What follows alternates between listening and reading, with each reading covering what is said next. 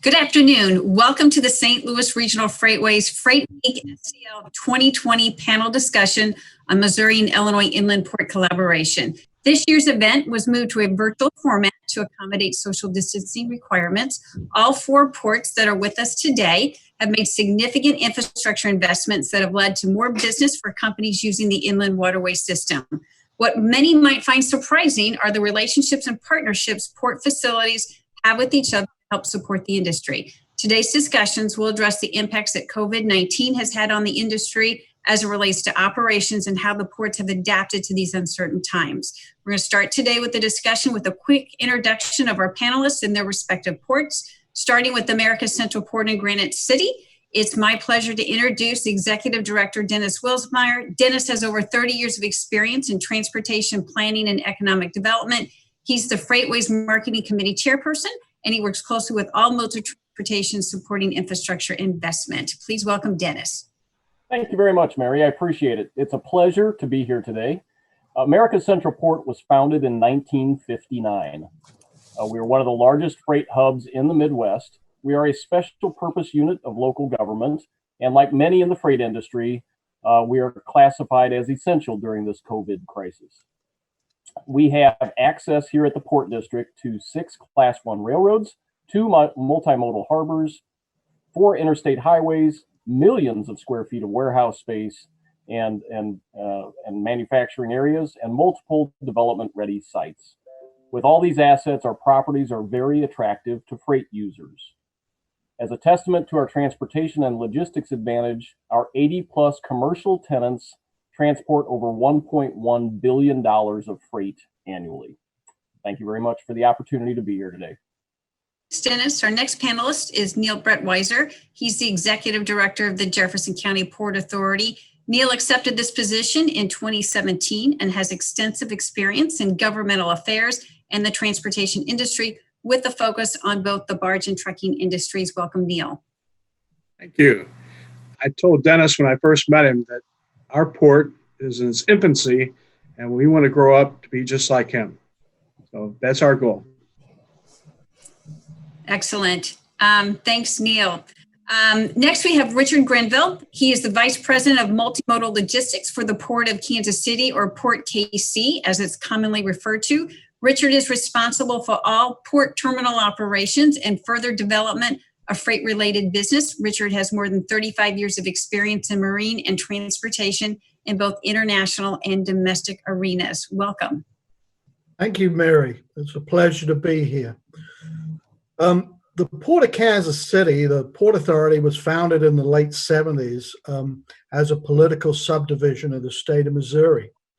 It's sponsored by the city of Kansas City, and it was used primarily as an economic developer for the city's development projects using Chapter 68 state legislation.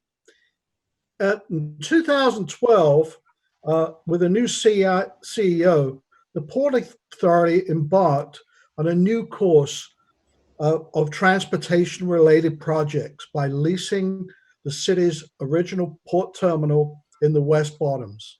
The terminal had been closed since 2007 when the private operator decided not to renew the port's lease. Port KC was rebranded the Port Authority of Kansas City was rebranded as Port KC in 2015 and opened the port with a private operator, Core Valley Company. The tonnage has increased annually from a measly 14,000 tons in 2015 to over 100,000 tons last year. In 2018, the port bought 415 acres of a shuttered steel mill east of the city and is in the process of developing a rail and water intermodal terminal to serve Kansas City and the region. Thank you.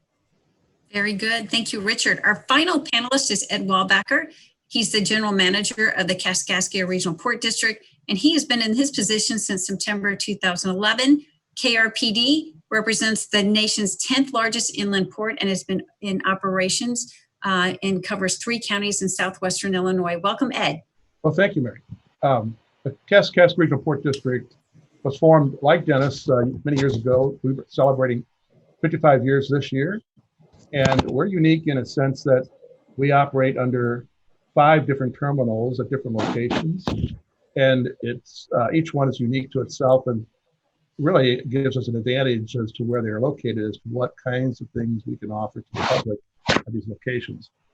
We're a landlord port, so we don't operate the facilities ourselves. We contract those out with the terminal operator at all our locations. We're fortunate to be the 10th largest in the country. We ship 1.5 million tons of product on the Cascade River. We actually have one terminal currently on the Mississippi River, but it's not operational at this time due to the coal market. We've been seeing a growth in our tonnage on the river, and a lot of it has to do with some business expansion, and we'll talk about that more in greater detail later on in this webinar.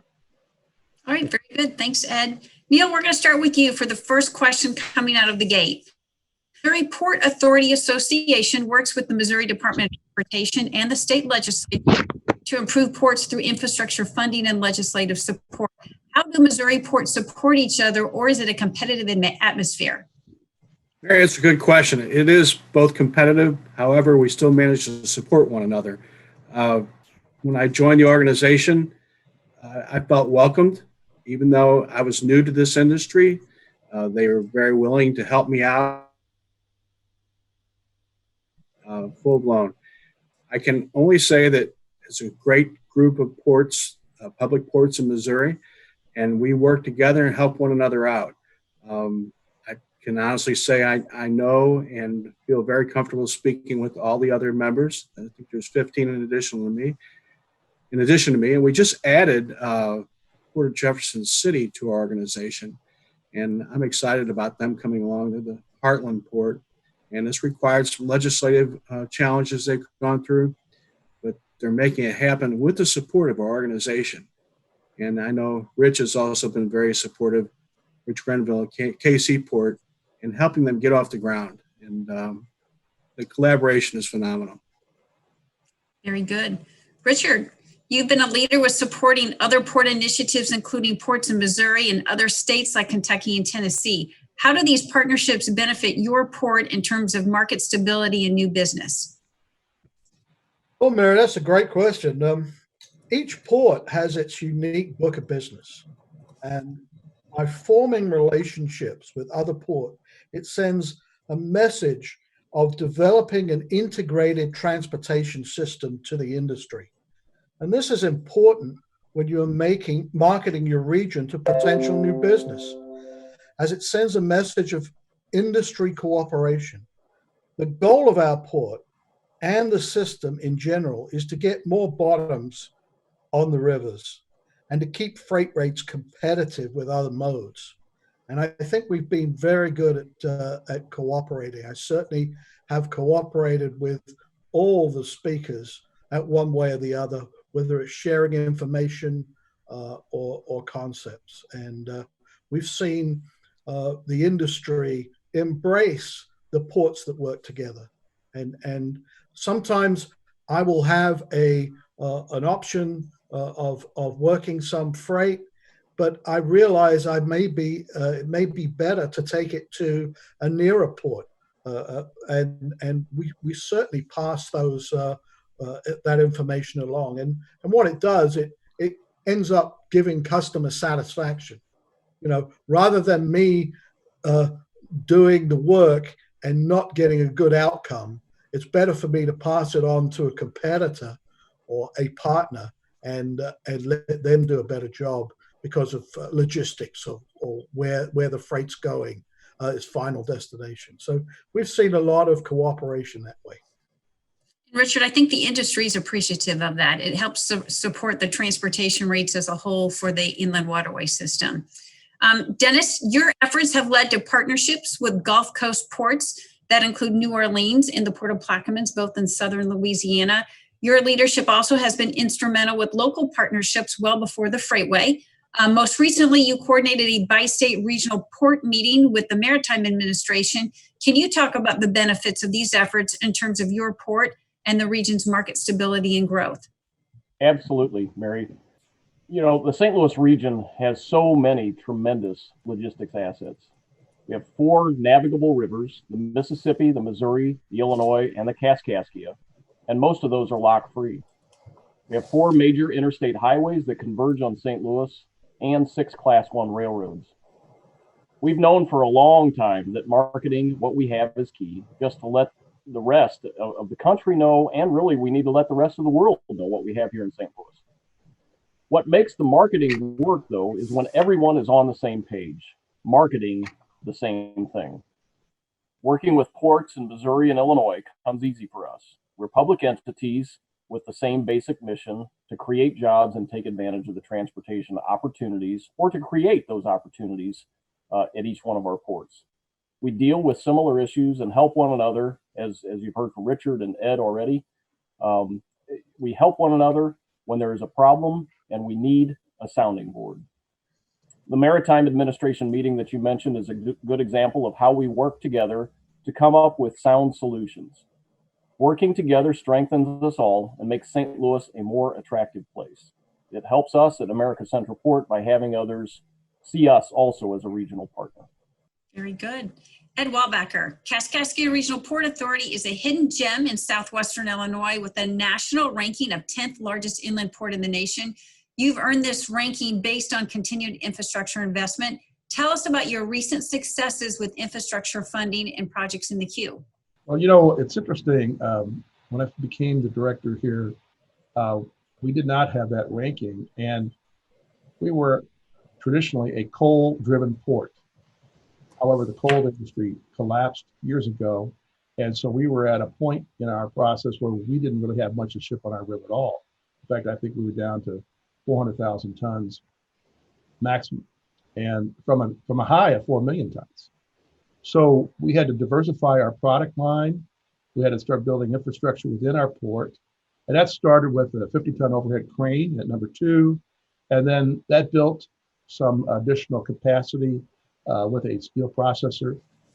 Then we had a fertilizer company located there too. So we started using fertilizer. So we started diversifying our product line instead of coal. And so we shipped slag, frac sand, steel, fertilizer, scrap steel too, through that port. Then we were fortunate to be able to improve our TRPD 1 location to service a new power plant, the last permitted coal-fired power plant in the country that meets all the air quality regulations, but they needed limestone to go to that power plant. And that's a 750,000 ton move a year to that location. So we were able to get to 1.5 million tons from a low of 400,000 years ago by some infrastructure investments. We're currently now looking at some additional infrastructure investments because we need to move fly ash and gypsum outbound from that power plant to markets around the country, because other coal-fired power plants around the country have gone offline and those products are no longer available locally. And it's made this product then marketable instead of landfilling it. So we need to build a second rail loop, do some outbound conveyors, some sidings. That's a $9 million project that we're hoping to get funded with the State of Illinois Capital Program, partnering with EDA to make that happen. And we recently finished a water line and a road entrance to KRPD number 2. We're fortunate to have a new master plan for KRPD number 2 that's just coming off the press. That's going to lead us further in our investments at that location. And we purchased 8 acres for a new third dock. So there's quite a bit going on in Kaskaskia. And Ed, with the roadway improvements that have been made recently, does that then open up more land for development and allow you to promote that location as site selector ready? It does. We were having some problems with congestion in our port. We actually need a second entrance, and the master plan calls for that. We think that'll be funded here relatively soon also. That will really allow us then to move traffic through our terminal and make it more efficient. Because right now, sometimes when we have multiple products going outbound, we have some road blockages occur. So we need to eliminate that. Very good. Neil, the bi-state region's 4 public ports have all recently signed memorandums of agreement with the Port of New Orleans and Port of Plaquemines. A significant outcome from these partnerships has resulted in a planned container on barge and container on vessel service. How are you working with other ports to help launch this project? And how does working with competing ports help support the project? Mary, just to let everyone know, all the public ports that are on this call are also collaborating with the same goals in mind. We're all participating in a partnership with American Patriot Holdings and the Port of Plaquemines. In addition, the St. Louis City Port is participating, as well as the Heartland Port. There are others, the Port of Memphis, obviously, they're going to play a key role in this. We're not only collaborating with Missouri ports, but with other states as well. We're in this together. It's a popular phrase right now, but we are. We're not competing. We all have the same goals of making an efficient waterway system that's unlike any other in the world. And I believe that together we can all do this. One of the things we're all focused on is moving in harmony. And I can speak for the Jefferson County Port Authority. We have all the public officials and our economic development director on board, and as well as our Port Authority Board of Directors. We're all focused the same direction and making this happen. We're seeking public funding in some cases. In other cases, we're relying on private partnerships with business partnerships. And one example of that is Regional Commerce Park is participating in a public partnership with the Jefferson County Port Authority, and it's moving forward. They've signed an agreement with the contractor that was chosen to be a contact for the development of these ports, and they've signed an agreement, so it's moving forward. And that particular port is in Herculaneum, and I'm pretty excited about it. So, but again, we're all moving in the same direction. We have regular meetings that we designate tasks for each of us to complete, and we are focused on the ultimate goal together. Very good. Neil, I think this is a great example as far as the benefits to all of the ports when regions are working collectively together. It's a hub and spoke concept. These groups from Southern Louisiana have identified Jefferson County as a potential hub location, but obviously they need the spoke component. They need the distribution. And that's where all of you that are included in part of that distribution. Without the strength of that distribution, the hub actually doesn't move forward. I think the other interesting point is with the 4 ports that we have with us right now, all 4 of you have container on barge capabilities. So from a marketing perspective, we are all very well positioned to take on that new option for transporting freight. Richard, Port KC has experienced a significant amount of growth since reopening in 2015. Any updates regarding infrastructure investment that will support your continued growth? And more importantly, how is that going to help the shipping industry in terms of reliability, the bottom line when it comes to the barge industry? Yes, Mary, that's a good question. We have seen a significant growth on the Missouri River. When we opened up in 2015, we probably had somewhere around 300,000 tons of cargo other than sand and gravel moving on the Missouri. In 2019, we saw over 600,000 tons moving. And then we have another 3.1 million tons of sand and gravel that's mined out of the Missouri River. So we have seen some significant growth, and that all comes down to some of the money we've spent. We've just recently put some new moorings in. That was about a $750,000 project. We currently have a new storage dome building, which is a $1.7 million that will double our fertilizer business. But our existing port is only 9 acres, and it's bounded by the flood wall. So it's long and narrow. It really doesn't have the expansiveness to take on a multimodal container on barge or container on vessel operation. So that's why we purchased that 415 acres that's rail and water and road served. It's right off of I-435. So we're going to see a huge amount of containers. you know, the Kansas City moves probably over 750,000 TEUs on an annual basis at present time.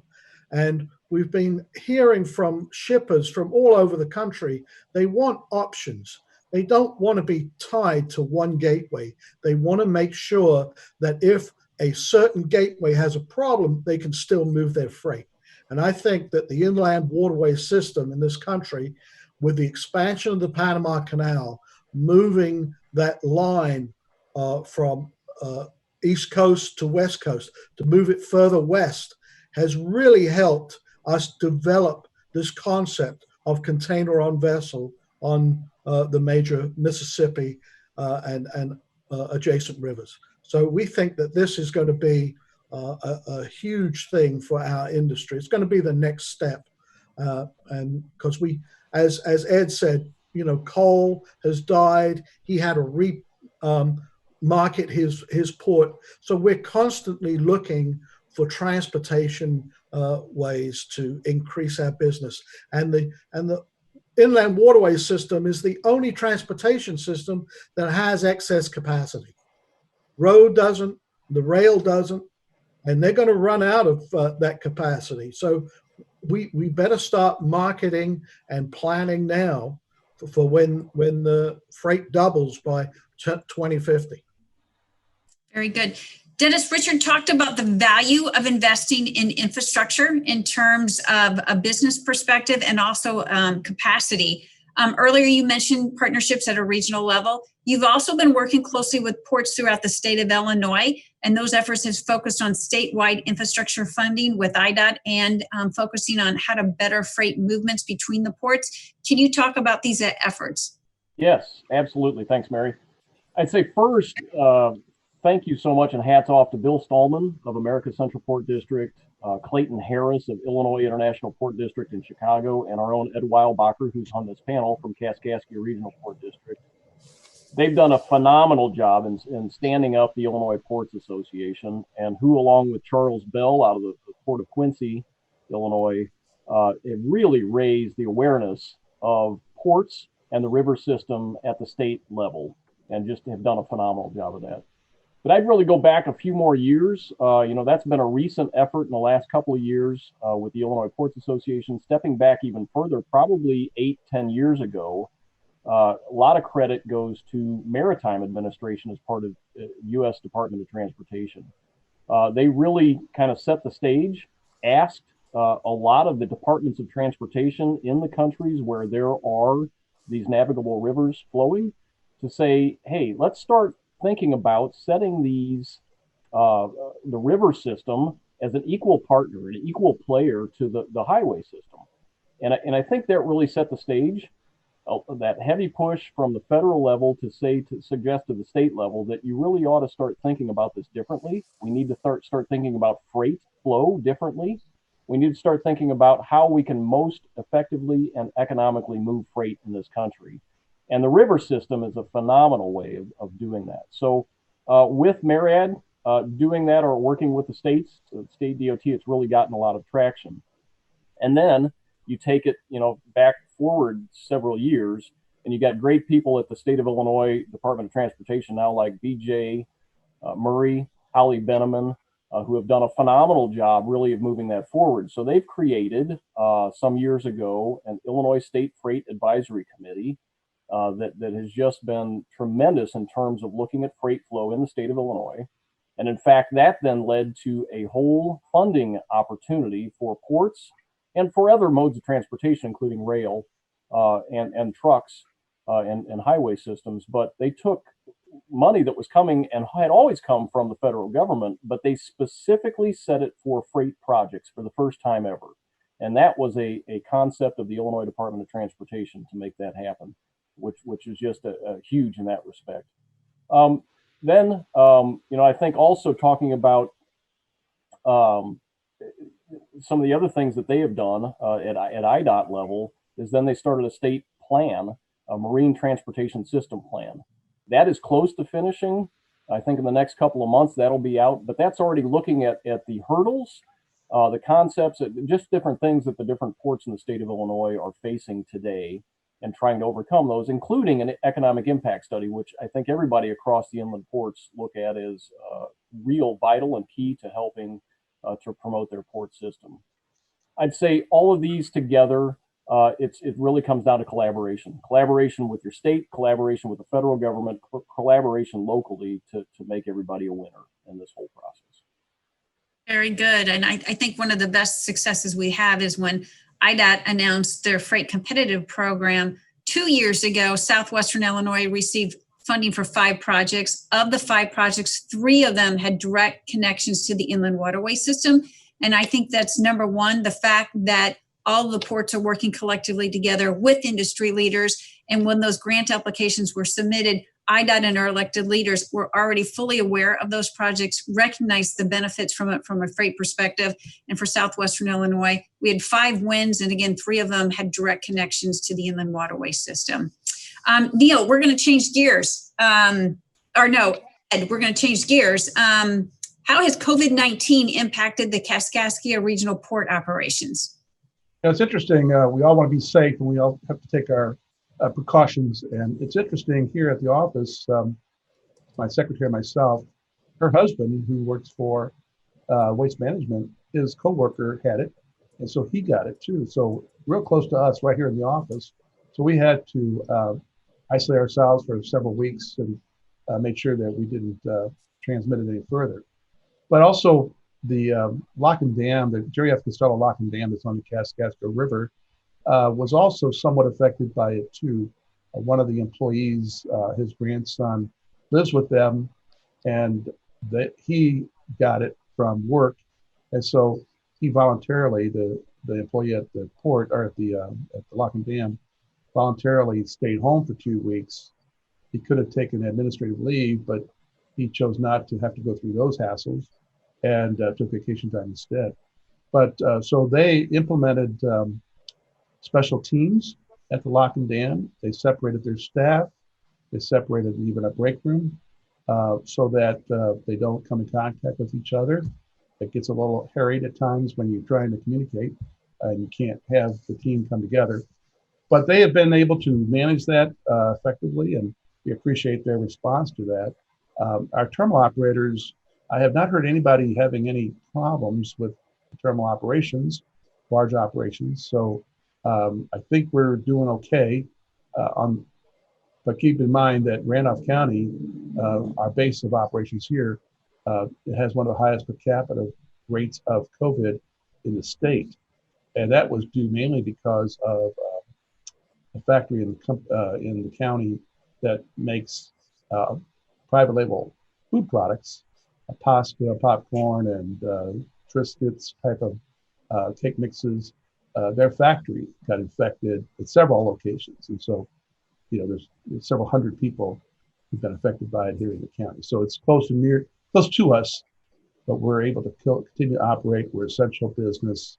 And fortunately, I think our terminal operations have been good about keeping the distance. When you're on the river, you're kind of away from everything anyway. So no matter when you go home and making sure that you don't come in contact with others. All right, very good. Neil, COVID-19, it's created a lot of uncertainty. We're not quite sure what the future looks like as it relates to the barge industry. Has this affected your plans of growth and expansion? Are you planning on scaling back? What are your thoughts on that?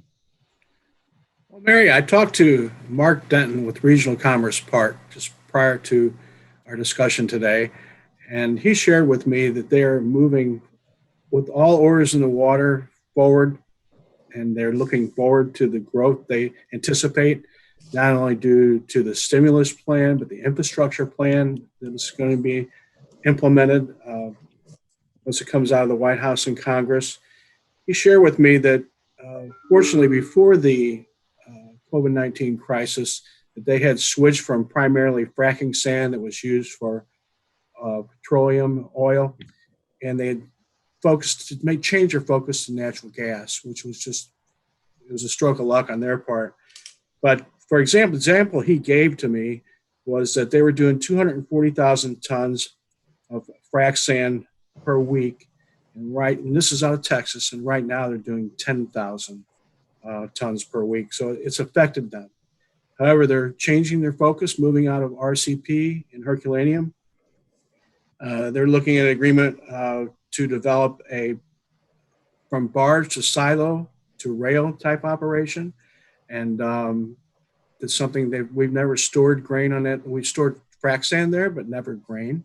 So it would be something that would be new. They're already in the organic soybean and corn business, but they're going to expand on that and therefore utilize a port for commodities, which isn't their focus right now, but they plan on changing that. And they have the space to do it. So to answer your question, it affected their volume at the beginning, but they're very hopeful for the future, and they intend to continue to make infrastructure investments as they move forward. Very good. Okay, Richard, let's talk about global trade outlook as it relates to the Missouri River and freight volumes. 2 months ago, I would have focused on U.S.-China trade agreements and what you thought the outlook would be for the ag export industry. Now we're focusing on impacts of COVID-19. Hearing lots of discussions about deglobalizations and efforts to try and localize manufacturing and logistics. Do any of these discussions impact your business plan and opportunities for growth? Barry, the simple answer is yes. COVID-19 has impacted certain industries, but the ag products have steadied the freight movement. We actually had an amazing first quarter with record amount of tonnage, although April there was quite a big dip. Some of our products that come domestically to us, particularly coal slag that's used as an abrasive, they've put off moving any of that stuff until July. But our fertilizer and ag products have been going very well. But there's so many variables to the equation. And if I had a clear picture, I'd be set for retirement right now. But unfortunately, we don't. We just don't know how this economy is going to come back. It's so complicated, and there's so much to the equation. People have got to have jobs. They got to have money to spend to bring the economy back. And will that all start up, or will it be gradual? You can ask any person who's in money management, and you'll get a different answer. So I wish I could be more concise and pinpoint it, but I think right now we just don't know how and when it's going to bounce back. All right, very good. Dennis, even though I did listen to Richard, I am going to ask for you to look in your crystal ball. What do you think about the global trade patterns as it relates to freight volumes? St. Louis region, we have been branded as Ag Coast of America based on our lead with exporting ag products. We're a leader in petroleum refineries and transportation. How is your port positioned to handle supply chain disruptions, and what do you think the outlook looks like? Well, thank you, Mary. And I would echo a lot of what Richard has said already. When you go to the eye doctor and you find out you got 20/20 vision, which I wish I had, but if you have 20/20 vision, they say you have perfect vision. But in the year 2020, unfortunately, we're far away from that crystal ball and having perfect vision. We came out of 2019 with the Mississippi River, Middle Mississippi River being shut down for an entire month. There was a lot of catch up going on throughout the fall into the winter. And I think the operators pretty much felt like they just had their feet back underneath them when this whole COVID crisis happens. And so it's been very difficult weathering the storm and that sort of thing. But as you mentioned, St. Louis handles a tremendous amount of agricultural products as the Ag Coast of America, with 15 river terminals right here in St. Louis, handling more and having more barge capacity for agricultural products than any place else in the country. So we really truly are that Ag Coast of America. We also handle a lot of petroleum products here. And so I think, regardless of what happens in the world, regardless of what happens with the COVID crisis, we all need to eat. And we all still are going to have construction projects going on that require those petroleum products, the asphalts and that sort of thing in order to get those construction projects completed. So I do see Agricultural, still remaining strong, continuing to be strong and growing. I think there will be some of those manufacturers that you talked about coming back to the United States, but that in turn also opens up opportunities instead of maybe more of the exports of the raw materials. Maybe what we might be seeing is more raw materials being shipped up and down the river system, and perhaps more of those finished goods being moved by barge in the future. So America's Central Port's positioned well to handle these freight flows. I mentioned already earlier, we work with the Terminal Railroad Association, but we have access to the 6 Class 1 carriers on the rail line system. We also have a separate Class 3 carrier internal to the port's property that handles all the switching on a 24-hour basis for any tenant that needs it. That and the tie into the interstate system. So Interstate 70 is 1 mile from our property. So we've got a 4-lane limited access highway here that connects Interstate 70, Interstate 44, Interstate 55, and 64, all within just a few minutes of America's Central Port. So I believe we're very well positioned to handle all products, and especially if those products change over time. Our operators do a great job of filling the void. When one product goes down, usually another product is there to take its place. All right, very good. Ed Walbacher, I'm going to move on with the crystal ball question. So our audience today is barge operators, the fleeting industry, shippers, and carriers. Can you talk about the value rail access provides to your customers in terms of speed, efficiency, profitability, and opportunities for the future? Well, in our case, we're not necessarily as fortunate as Dennis with all those rail carriers that he has. We have 2. But rail is a critical component of every terminal. Of our 5 terminals, 3 of them have rail access. And it's unique in that regard because just the way it is, and some products can go to a terminal that don't have rail, but when you have rail, it just gives you that additional extra opportunity to serve your customers and give them better access to the markets. We are served by the CN at 2 of our terminals. We're served by the UP at another terminal. Our terminal operator at our Kellogg facility, when they took over, invested over $10 million to upgrade the terminal and also to install a south-facing Y off the UP to get ready for the new coal movement 10 years ago. And that didn't pay out, but now we do have that access. So we have that infrastructure in place for us to do that. Anytime you have rail and water and road coming together is a tremendous home run to serving your customers and getting to the markets you need to serve. With the onset of maybe containers coming online, that will help us even more as we have a multi-purpose port for that purpose. So the crystal ball is rail access, river access, road access, and then we can start really serving our customers. All right, very good. Neil, for your final question, we've talked about the impacts of COVID-19. And obviously our audience, again, shippers and carriers, the concern is what does the outlook look like?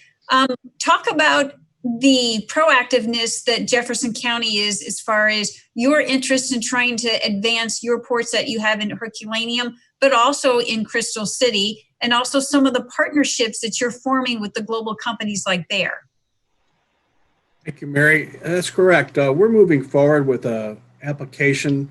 And again, with the collaboration in mind, this was recommended to us by the Heartland Future Port in Jefferson City. They had participated in the Missouri Added Value Grant that promotes agriculture. And we applied for that April 1st.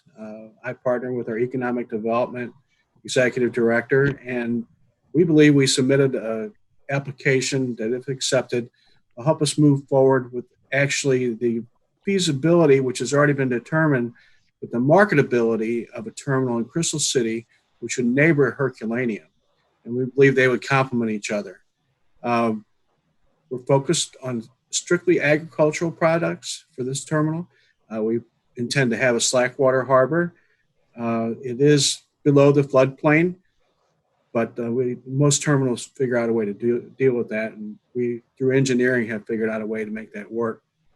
We collaborated for the region with Governor Parson, who's been very instrumental in helping promote our cause. He's interested. He hasn't shied away one bit about the development of all ports in Missouri, including our 2 locations we're trying to further now. Governor Parson has been integral, came to Jefferson County more than once to talk about our ports, and we thank him for that. And it just shows that, again, like I said at the beginning, working together, it's amazing what we can get done. You've been on some of the missions that we've been to Jefferson City to spread the good news throughout the state and participate in the economic development on a statewide level. They're very supportive.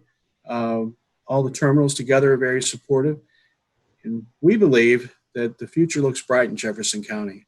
As we're investing private funds, public funds, and certainly our own funds and funds of Jefferson County. We've all worked together to try to make the development necessary to move forward in an ever-changing economy. We believe we lay the groundwork now. The future will be there for us. All right, very good. Richard, with COVID-19, lots of discussions on essential workforce. Transportation workers are considered part of that essential workforce. They provide essential functions, specifically in the maritime industry. How has the COVID workplace guidance requirements impacted barge terminal operations and efficiencies? Yes, Mary, we just to give you a little side note, we closed our office on April 14th. We're going back in 2 weeks to open it back up, but only with limited staff. We're staggering the days we actually go into the office. One thing this COVID has done is bring platforms like this Zoom for virtual meetings. And I think it's going to change our whole way of doing business. We're going to not be tied so much to going back to the office and gathering together. So we're going to be seeing the social distancing. Now, at the terminal, social distancing was a norm anyway. You know, we very rarely let the truck drivers get out of their trucks. They pull up to a box, they say what they're picking up, their number, and then they get directed to go to whatever part of the terminal. So there's not a lot of interaction between the terminal staff and outside people. And now you see all the terminal staff have PPE. They have face masks. They have gloves. Some of them wear those screens, but there's not a lot of interaction. And on the barge side, I was talking to one of my good friends the other day. He had to lay a couple of boats up, and those crews were actually upset. They didn't want to go home because they felt safer on the barge because they're on the towboat for a month at a time, only dealing with each other. So, I don't think that we have a big problem in the marine industry in keeping social distancing and adhering to those guidelines. I don't think it's taken a toll. The only thing I can say is that when they do change crews, then you've got to give the boat a complete cleaning, and that may take some time. But apart from that, I think it's worked pretty well for our industry. Okay, very good. Dennis, for your final question, we spent a lot of time talking about infrastructure investment for America's Central Port. Because of the successes that you've had, you have been able to grow your tenant space. Can you give us some examples of some of the new tenants that you have been able to attract because of that, and how that interconnectivity with those tenants is supporting other intermodal operations and some of the discussions we've had with planned container on barge activity in the future? Absolutely, Mary. So rail, I would say rail infrastructure, and people are like, don't you focus just on the barge? No, that's not the case. As you've already heard, all these play together. So the roadway and the rail and the barge aspects all play together. So really where we focus a lot of our effort is on the rail infrastructure piece. American Central Port owns about 30 miles of rail track on our 1,200 acres of property. And we continue to upgrade that, reinvest in that, put new rail ties down, and that sort of thing, but also put new rail switches in and new rail sidings where we can. And it's that investment that then spurs and helps to attract new tenants, because the more rail capacity that you have, those manufacturers come in and see that, and they know how much it costs to invest in their own rail track someplace else if they went and bought land somewhere. So the fact that we've got the rail infrastructure, the fact that we have that ability for them to come and locate and lease land from us makes it very easy. So we just landed here about 6 months ago on a 10-acre parcel right as we were finishing a rail siding, landed a lumber distribution company here on the property that is now doing a tremendous amount of business moving lumber by rail in and out by truck and also by rail from a distribution perspective all over the country. That's one piece. Then in 2016, we built the Madison Harbor right on the free-flowing Mississippi River. And it's those types of things, huge investment, a lot of years of planning and design and development of that, and a lot of money. But it's those things that spur new businesses. So we have our operator there, SCF, Lewis and Clark Terminals, that's doing a phenomenal job of bringing in new business, handling a lot of agricultural products, but also steel and other products, and now looking at from that container piece as well. So good opportunities there for them. And it also then spurs other things. So now looking at the potential for grain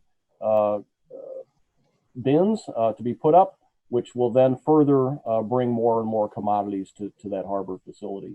On the building side, we have two big construction projects or renovation projects really happening this year that'll be kicked off shortly in two of our buildings. One's about a 45 or 50,000 square foot building. Really a neat old building that used to be a railroad locomotive repair shop, has not had a tenant in it for a long, long time. It is going to be an entire gut of the building and redoing that, which is great. And then very recently, you mentioned earlier the Illinois State Freight Advisory Committee and those freight funds that came forth.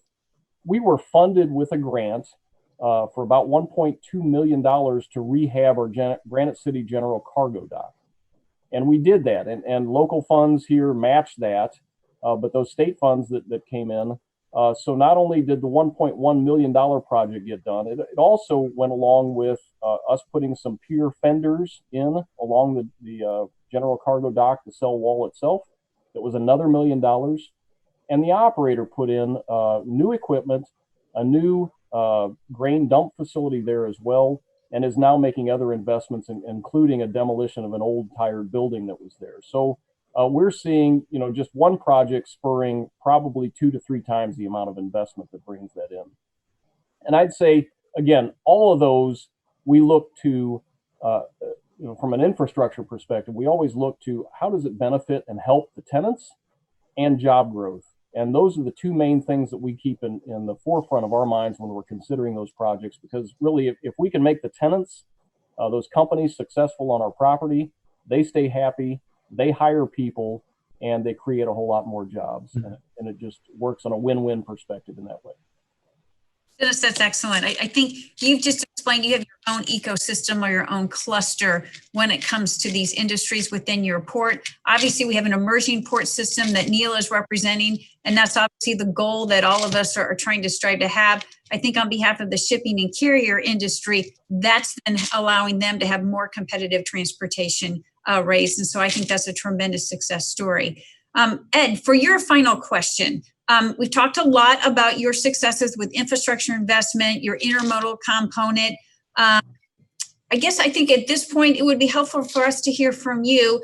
To do that, you have to have a certain skill set. And part of that is working with all your partners. Can you talk about how you work with a board, how you work with your elected leaders, how you work with other agencies like the Corps of Engineers and the industry, and are able to have those successes that you've talked about today? Well, first off, I want to tip my hat to Dennis, because when I first came on board 10 years ago, Dennis welcomed me and said, come on up, we'll have a conversation, talk about ports, me and the director. And I did that, and that was very helpful, gave me a lot of insight into what needs to be done. So I took that and started thinking about what it needed to happen here. My prior job working with USDA, I had many relationships with agencies over the years, so it really transitioned well as a port director here at Kaskaskia. So I was able to, reconnect with people under a different hat. But then also working with you, Mary, with the FreightWays, you were able to put together things too that I couldn't do. For example, with our trip to New Orleans and working with that cooperative agreement with the port there, we all came together to make that happen. And so just reaching out to others and participating in meetings. I go to a lot of meetings, listening to what people have to say, what opportunities might come about, and then working with my legislators, taking back to them, saying, hey, this opportunity is coming down the pike. Can we do something with this? I also participate with NARAD in their seminars. And then I'm a member of the Inland Rivers Ports and Terminals. And I've gone to every one of their conferences since I've been here. And you always pick up something from that. And so staying abreast of the industry, with emerging trends, new people, different markets, you start building relationship with others, you can call upon them. And frankly, IRPT has been very helpful to me. If I have a question, they'll go out and research it for me and help me, find the right person. And we do the same thing. For example, they're trying to secure funding on a federal level for ports and to make it more eligible for inland ports. Sometimes funding is not available for inland, it's only for coastal. And Amy has reached out to me, and we've connected her with Congressman Boss to help develop a bill to make that happen. So we all work together in partnership to make things happen. And now recently in Illinois, we're doing the Inland Ports Association, and that has helped a lot too, to learn what other ports in the state need.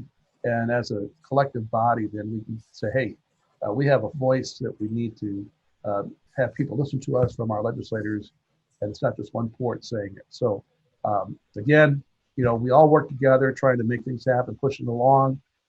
Sometimes ideas just kind of pop. One example early on in here was I caught wind of an opportunity of Hurricane Ike, and it's amazing how that has paid dividends to us. We were able to develop a strategic plan, and that was done in 2014, adopted in 2014. That was 100% funded, federal funds. From that, we were able to get some additional funds for a plan for Kellogg, and a plan for KRPD number one, both 100% funded. So just listening, working with your other partners out there, those plans have helped us now lay the groundwork for future implementation of infrastructure. And because one of the questions on a grant application is, what's your strategic plan? And if you have a current one, you can cite that. And we now have one that I don't have yet because it's not printed yet, but it's close to being printed. And that's for KRPD number 2. And that's funded with partly IDOT and some of our own funds for that. So we're ready for any opportunities to come down the pike. And I would say to other ports around that, work with your port director and make that happen, or even tenants within the port, let them know what your needs are, and we can make it happen. All right, very good, Ed. We appreciate all your leadership, and all your hard work has definitely paid off. Okay, so that's a wrap. We're gonna do 30 seconds of final comments, kind of like a round robin. Neil, any final comments? Yes, I neglected to mention our interest in BEAR and what their goals are to the globe to combat hunger globally. I'm working closely with the Danforth Center in Creve Coeur, Missouri, which is right across the street from former Monsanto, now BEAR. And they have a global mission to feed the globe more efficiently than it's currently being done. And I feel very strongly about that. And I feel our collaboration on the river for container on vessel and container on barge will be a big part of that, working with them on a global level to fight starvation and working together to reduce the transportation costs for commodities globally. All right, very good. Richard Grenville, KC Port, final 30-second comments. Yeah, I forgot to mention too that we have a unique approach for the development of the new container on vessel terminal, multimodal terminal. We are going out for a public-private partnership, and we have KPMG driving the financial side, and we also have a PPP lawyers firm doing the legal side. So that was a unique way of approaching the funding for this project. Very good. Dennis Wilsmeyer, America Central Port, Granite City, Illinois, 30 seconds. Thanks, Mary. And I think I'd just like to say thank you for the opportunity here. It's great to get the word out again about what's going on at the ports, all the inland ports across the country, and the job that you do at the St. Louis Regional Freightway, and for this opportunity for STL Freight Week is just tremendous. So thank you very much for that. And then to all our viewers out there who are watching this, I'd say it's a great time to talk to any one of us, any of the other port directors that you know. But if you're thinking about moving your business, starting a business, going somewhere, look to those ports. Logistics and transportation is going to be key, as you've seen here during this COVID crisis. Getting goods from one place to another, it's key. And all these ports have a lot of the same assets: the road, the rail, and the water infrastructure. So I just suggest that you talk to them and move your products as much as you can by water. Thank you. Dennis. Ed Walbacher, Kaskaskia Regional Port District, Southwestern Illinois. Final comments. Well, thanks, Mary, too, again, for your leadership and putting this all together. I know we worked with you since you started at the Freightway. We just think that we're here to help business, help the communities with where we serve. And that's what our charter is as a public port. And so we look at all kinds of opportunities. And we're here. It may take us a little while to get something done, but we work at it and we get it done. So if you want to be on a successful opportunity with us, come see us.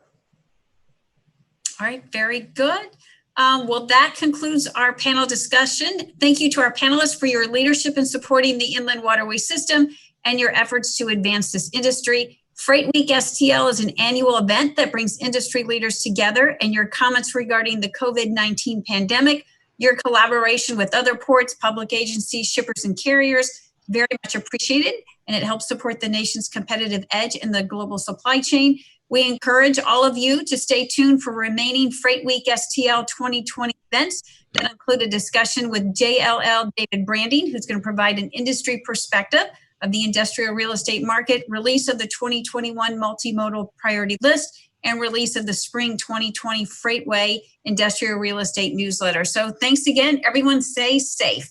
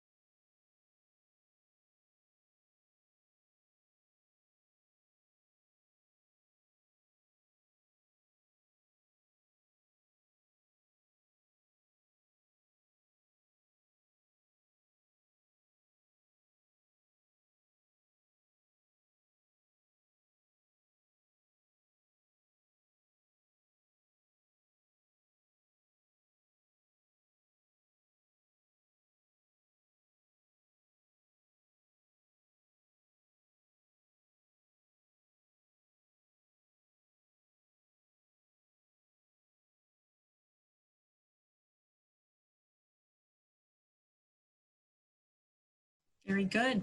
Ed Walbacher, Kaskaskia Regional Port Authority is a hidden gem in southwestern Illinois with a national ranking of 10th largest inland port in the nation. You've earned this ranking based on continued infrastructure investment. Tell us about your recent successes with infrastructure funding and projects in the queue.